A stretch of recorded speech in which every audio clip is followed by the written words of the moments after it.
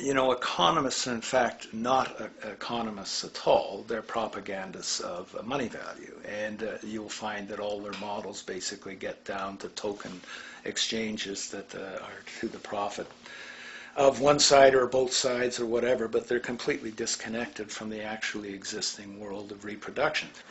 In Ohio, an old man failed to pay his electric bill. You may be familiar with the case. And the electric company turned off the electricity and he died. The reason they turned it off was because it wouldn't have been profitable for them to keep it on because he didn't pay his bill. Do you believe that was right? The responsibility really lies not on the electric company for turning it off, but on those of this man's neighbors and friends and associates who are not charitable enough to enable him as an individual to meet the electric bill. Did I hear that right? Did he just say the death of a man caused by not having money was the responsibility of other people, or in effect charity? Well then, I guess we're going to need a whole lot of infomercials, little miserable coin slot donations for bodega counters, and a bunch of pickle jars for the billion people now starving to death on this planet because of the very system Milton Friedman promotes. Whether you are dealing with the philosophies of Milton Friedman, F.A. Hayek, John Maynard Keynes, Ludwig von Mises, or any other major market economist, the basis of rationale rarely leaves the money sequence. It is like a religion. Consumption analysis, stabilization policies, deficit spending, aggregate demand. It exists as a never-ending, self-referring, self-rationalizing circle of discourse where universal human need, natural resources, or any form of physical life-supporting efficiency is ruled out by default and replaced by the singular notion that humans seeking advantage over each other for money alone, motivated by their own narrow self-interest, will magically create a sustainable, healthy, balanced society. There is no life coordinate in this whole theory, this whole doctrine. What are they doing? What are they doing? What they're doing is tracking money sequences. That's all it is tracking money sequences, presupposing everything that matters. One, that there's no life coordinates. Wow, no life coordinates. Two, that all the agents are self-maximizing preference seekers.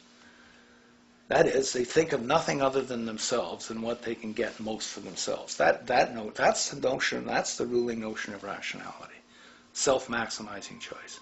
And the only thing that they're interested in self-maximizing is money or commodities.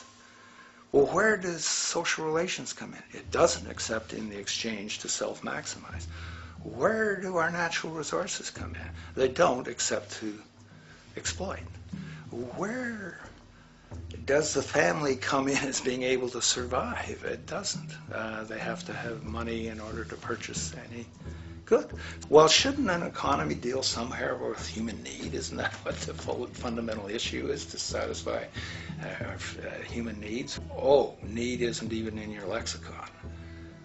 You dissolve it into wants. And what is a want? That means money demand that wants to buy. Well, if it's money demand that wants to buy, it's got nothing to do with need, because it may be the person has no money demand and desperately needs, say, water supply. Or it may be money demand wants a gold toilet seat. Well, where does it all go? To the gold toilet seat. And you call this economics? Like, it's really, when one thinks of it, it's got to be the most bizarre delusion in the history of human thought. Now, so far we have focused on the market system, but this system is actually only one half of the global economic paradigm. The other half is the monetary system. While the market system deals with the interaction of people gaming for profit across the spectrum of labor, production, and distribution, the monetary system is an underlying set of policies set by financial institutions which create conditions for the market system, among other things. It includes terms we often hear, such as interest rates, loans, debt, the money supply, inflation, etc. And while you might want to pull your hair out listening to the gibberish coming from the monetary economists, modest preemptive actions can obviate the need of more drastic actions at a later date. The nature and effect of this system is actually quite simple. Our economy has, or the global economy has, three basic things that govern it. One is fractional reserve banking, banks printing money out of nothing. It's also based upon compound interest. When you borrow money, you have to pay back more than you borrowed, which means that you, in effect, create money out of thin air, again, which has to be serviced by creating still more money.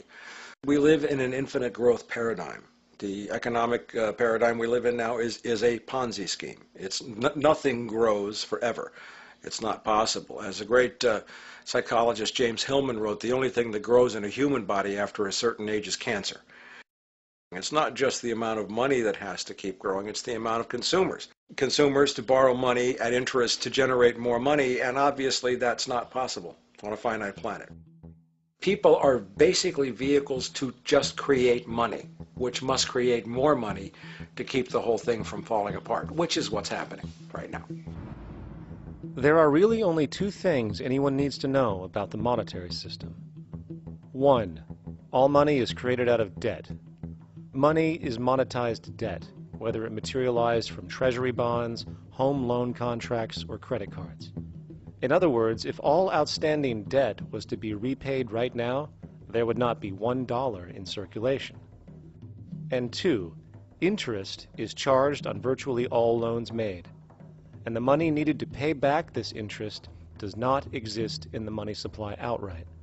Only the principal is created by the loans, and the principal is the money supply. So, if all this debt was to be repaid right now, not only would there not be $1 left in circulation, there would also be a gigantic amount of money owed that is literally impossible to pay back, for it does not exist. The consequence of all of this is that two things are inevitable: inflation and bankruptcy. As far as inflation, this can be seen as an historical trend in virtually every country today, and easily tied to its cause, which is the perpetual increase of the money supply, which is required to cover the interest charges and keep the system going. As far as bankruptcy, it comes in the form of debt collapse. This collapse will inevitably occur with a person, a business, or a country, and typically happens when the interest payments are no longer possible to make. But there is a bright side to all of this. Well, at least in terms of the market system, because debt creates pressure. Debt creates wage slaves. A person in debt is much more likely to take a low wage than a person who isn't, hence becoming a cheap commodity. So it's great for the corporations to have a pool of people that have no financial mobility. But hey, that same train of thought also goes for entire countries. The World Bank and the International Monetary Fund, which mostly serve as proxies for transnational corporate interests, give gigantic loans to troubled countries at very high interest rates. And then, once the countries are deeply in the hole and can't pay, austerity measures are applied, the corporations swoop in, set up sweatshops, and take their natural resources. Now that's market efficiency.